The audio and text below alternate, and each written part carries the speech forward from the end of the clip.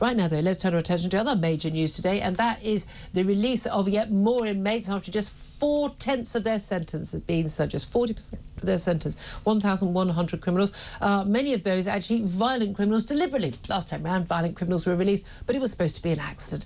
But they're going to be back on the streets earlier than they otherwise would be, putting pressure on the probation service. And, of course, we'll see, no doubt, how many will reoffend or be recalled to prison for breaching the terms of their release.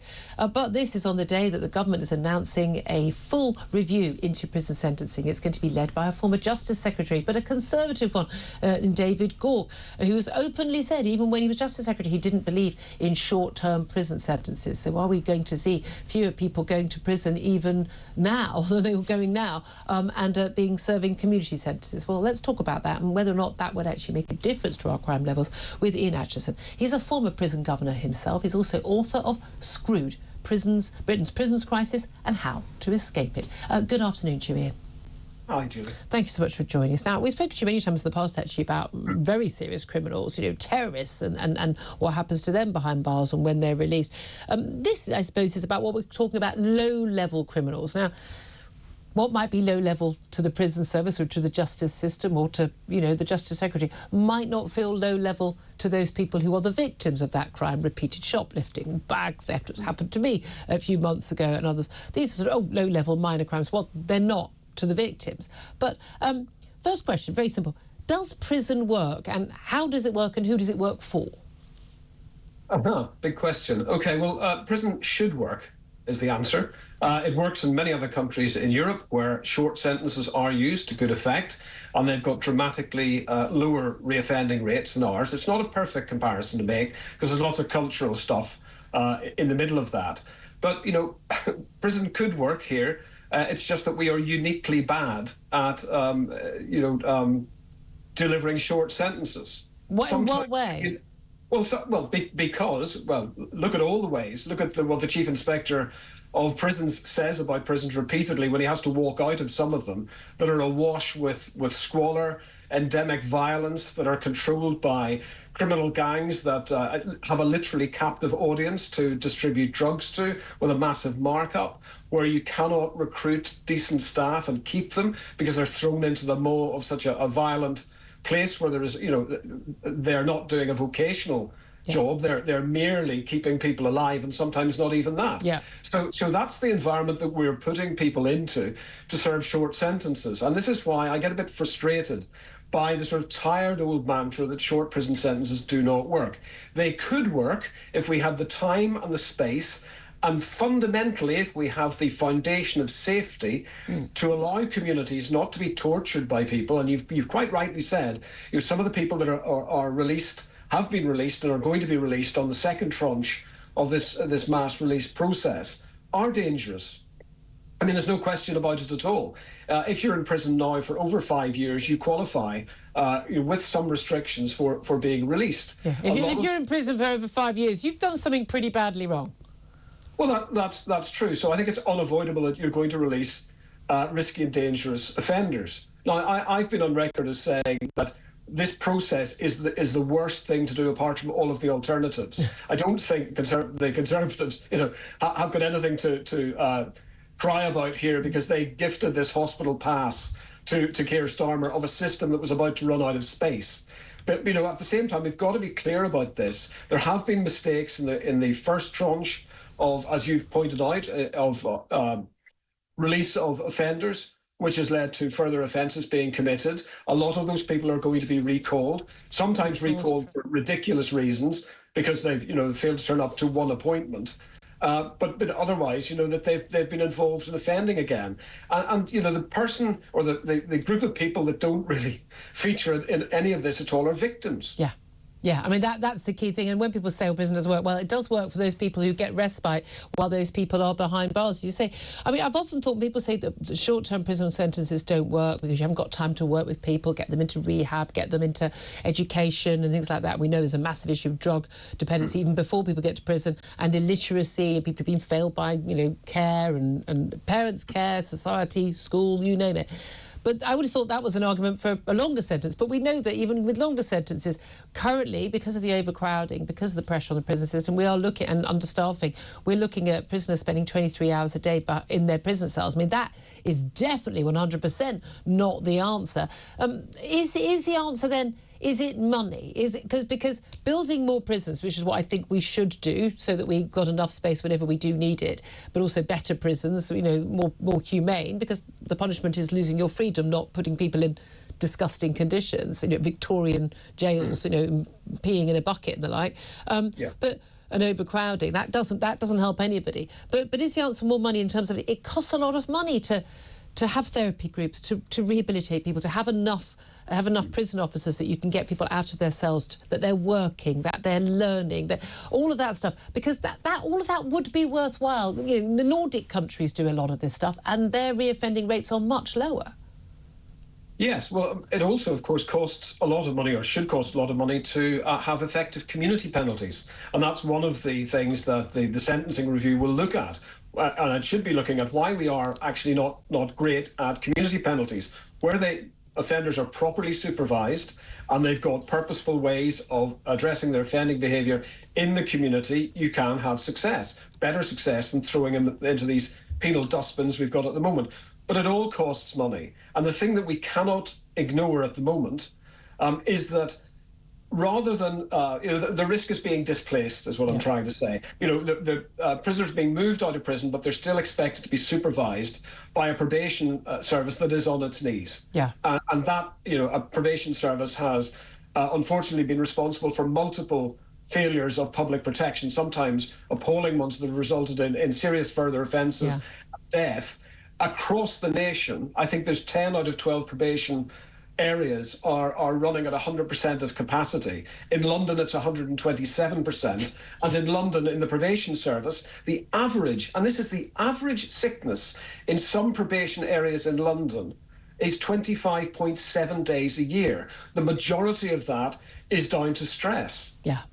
So they're overworked. The work they're asked to do, they can't do their job properly. And they get a lot of these jobs. They're not well paid. They're highly stressed. You're working with very difficult, troubled people, often violent people. But there can be if you feel like you're changing at least some lives, you can feel it's rewarding. But if it's not rewarding, you just feel you're just battling uphill the whole time. Then the stress is going to overwhelm.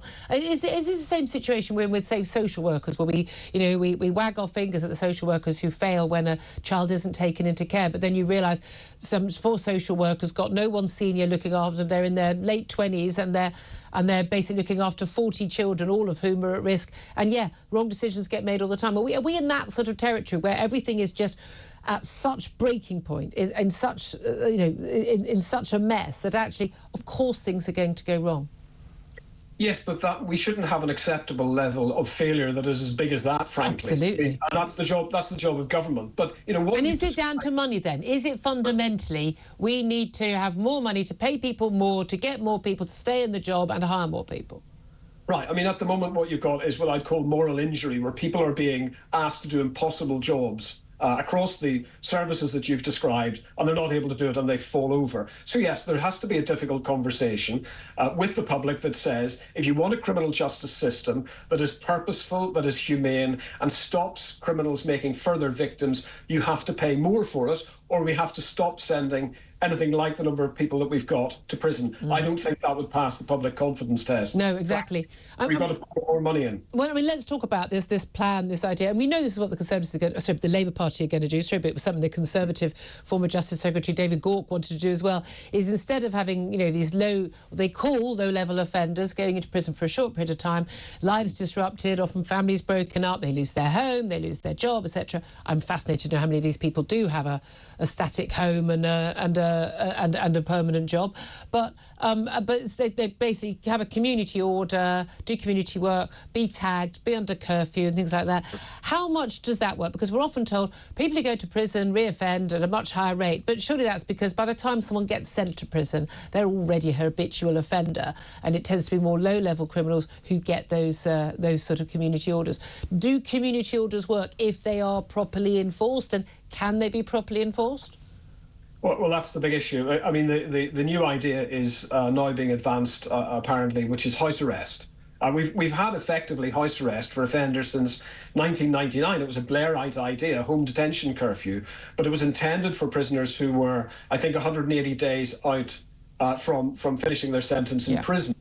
The new idea is that we have sentences that consist entirely of home detention, albeit with lots of tech that's added, geofencing, electronic monitoring and tagging and so on. In and of itself, I think the evidence is very mixed, particularly from the United States, as to whether that actually works as a deterrent for future offending. I tell you one thing, though, Julia, it's going to be a bonanza for electronic monitoring companies. Oh, yeah.